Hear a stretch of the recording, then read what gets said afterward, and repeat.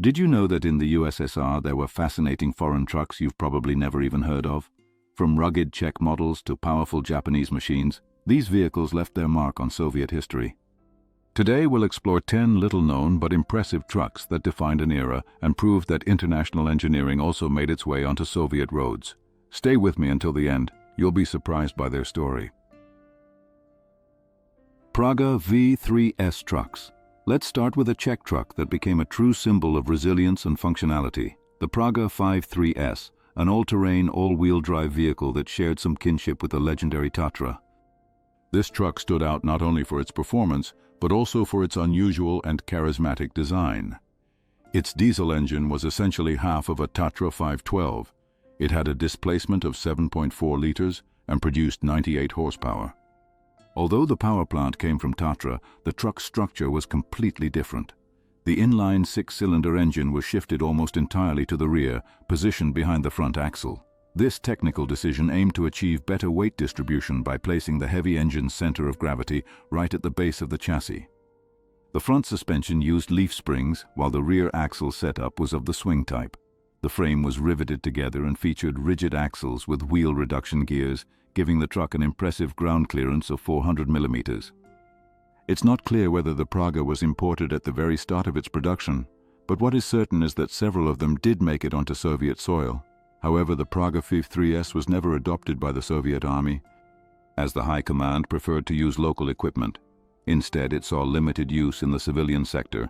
It served as a crane, an emergency vehicle, and even as a mobile chest X-ray unit, with the latter version being the most memorable. Its design was peculiar. The hood was so small it almost looked like a mini-hood, and since the engine occupied nearly the entire cab, there was no room for a second passenger. Even so, the engine could be accessed by removing the hood or tilting the entire cab.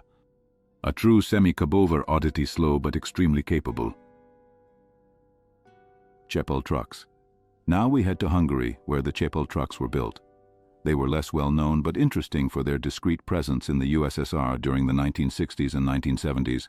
The D450N was a hooded truck equipped with a 5.5-liter diesel engine producing 100 horsepower. Later came the D705, a cab-over version that offered more power thanks to an 8.3-liter, 150 horsepower engine. Although they weren't particularly remarkable trucks, neither for their power nor their load capacity, their gross weight barely reached 20 tons. The reason for their import seems to have been more political than technical. Most likely, the goal was to help sustain the Hungarian industry, which also built chassis for Icarus buses and shared components with other vehicles used across the socialist bloc. One of these related models was the Utra 50D, a construction truck also assembled in Hungary and widely used on Soviet worksites. Rober trucks. Many people confuse this truck with the IFA W50, but the Rober was a completely different model, smaller and more manageable. In the 1970s, active imports of these trucks into the Soviet Union began. Although in relatively limited numbers, the Rober stood out for its short wheelbase, which gave it exceptional maneuverability. The most common versions were LO 3000, gasoline engine, 75 horsepower, 3-ton payload, LD 3000, diesel version, LO 2000A, all-wheel drive gasoline version with a 2-ton payload. From this base model came multiple variants, metal vans, refrigerated vehicles, and specialized units.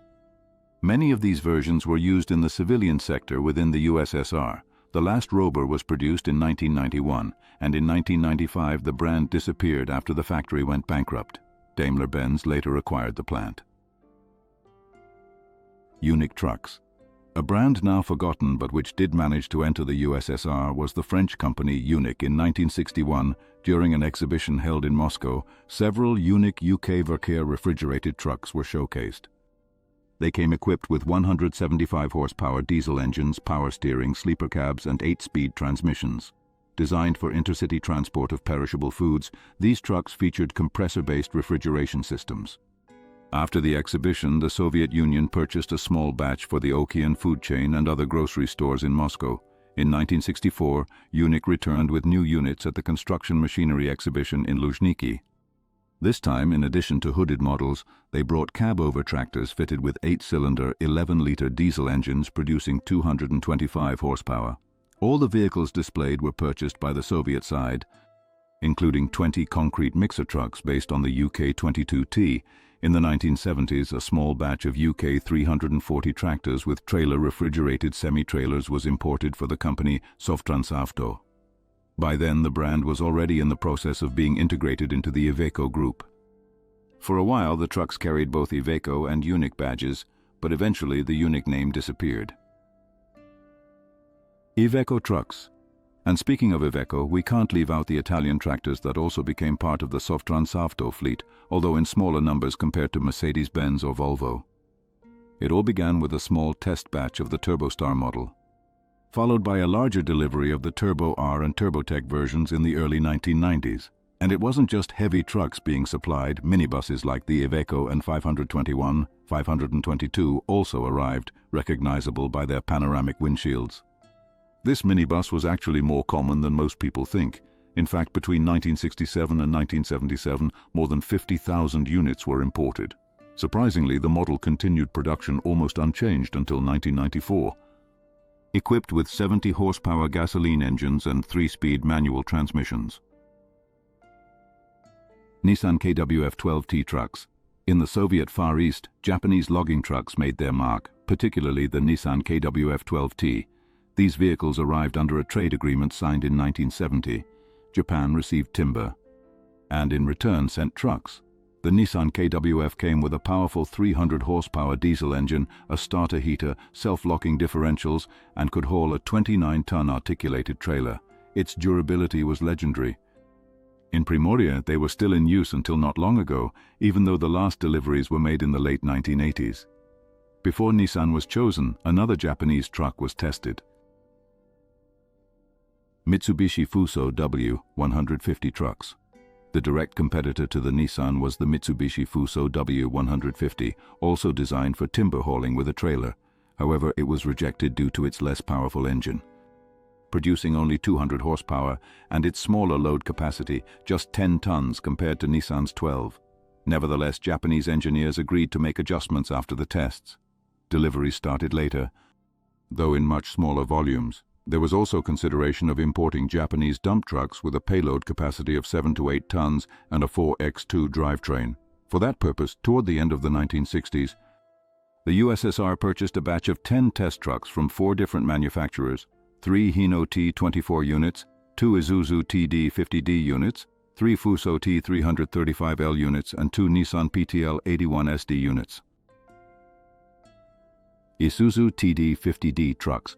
Among the Japanese trucks tested in the USSR were 3 Isuzu TD50D units, along with others like the Fuso T335L and the Nissan PTL 81SD. These dump trucks were considered in the same class as the Soviet MAZ 503, but with very different technical configurations. Tests carried out by the NAMI Institute produced highly critical results. The report emphasized that these trucks were not suited for the harsh conditions of the Soviet Far Eastern logging industry. Issues included poor operational quality and a lack of adaptation to contemporary demands. Frequent complaints from drivers and mechanics included poor performance on rough forest roads, the absence of power steering, the hooded layout that made maintenance difficult, and the low durability of the tires, among other flaws. However, these vehicles did have positive aspects, such as a good ratio between payload capacity and bed volume, the presence of engine brakes on all models, and ergonomics that were more refined than those of their Soviet counterparts. Despite these advantages, the conclusion was clear: Japanese trucks could not withstand extreme conditions, which is why mass purchases were abandoned. Only a batch of 50 Fuso T33 LD units was acquired. Fuso T33 LD trucks. The story of Japanese trucks in the USSR continued in 1976 with the purchase of some open-bed trucks and 14-ton dump trucks with 6x4 drivetrains from the ZM family. Specialists from NAMI conducted detailed tests and highlighted several technical advances in these models, such as large displacement diesel engines without turbochargers and 4-speed gearboxes with splitters that provided up to 16 gears. These Fuso trucks were compared with Soviet KAMAZ models and German Majeris trucks. In the end, preference leaned toward the German vehicles, mainly due to their greater reliability and performance under tough conditions.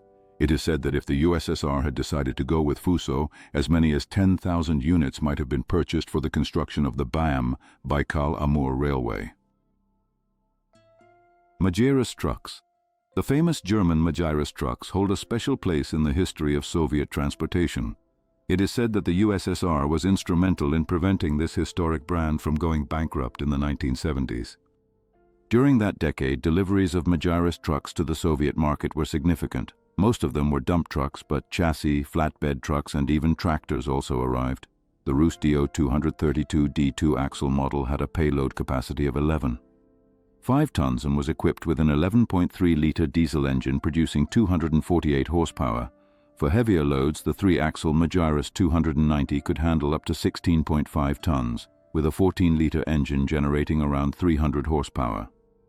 In addition, the USSR also received Majerus Do 38030 all-wheel drive trucks with powerful diesel engines and reduction gearing for rough terrain.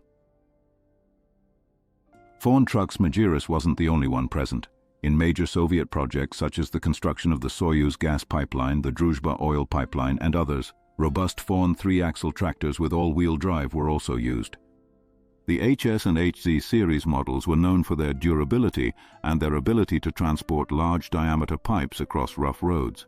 Their engine power ranged from 320 to 520 horsepower, and the total train weight could exceed 80 tons. Although there are no exact figures on how many units were acquired, it is known that by 1977 at least 86 Fawn trucks were already working on the construction of the Soyuz gas pipeline. Sisu trucks. Finally, special mention must go to the Finnish brand Sisu, renowned for its custom-tailored approach to each client, resulting in highly unique trucks. In the USSR, Sisu vehicles were valued for their high reliability and comfort. In the early 1980s, at least 6 Sisu 41 dump trucks participated in the construction of the Verkhney hydroelectric power plant in Murmansk. The Sisu 41 was equipped with a Leyland 0680 diesel engine, delivering 150 horsepower with a displacement of 11.1 liters. It had a 4x2 wheel configuration and a payload capacity of 7 tons. Its cab was spacious and comfortable with an elongated hood and distinctive design. These trucks proved to be durable, with some still working until 1988. In addition, during that decade, the USSR acquired around 100 Sisu M162 logging trucks, a 3-axle model with a liftable rear axle and special traction. These were often paired with trailers featuring a hydraulically powered front axle. Such combinations significantly improved mobility on difficult roads while increasing space and comfort inside the cab. The Sisu logging trucks played a key role in the forestry operations of Karelia. Beyond logging, Sisu also supplied the Soviet market with chassis for fire trucks and other specialized vehicles. If you were surprised to learn about these giants that left their mark in the USSR with their strength and unique character, don't forget to hit like, subscribe, and turn on the notification bell. That way, you won't miss any stories about the true heroes of heavy industry. See you in the next adventure, where another unforgettable truck is waiting to tell its legend.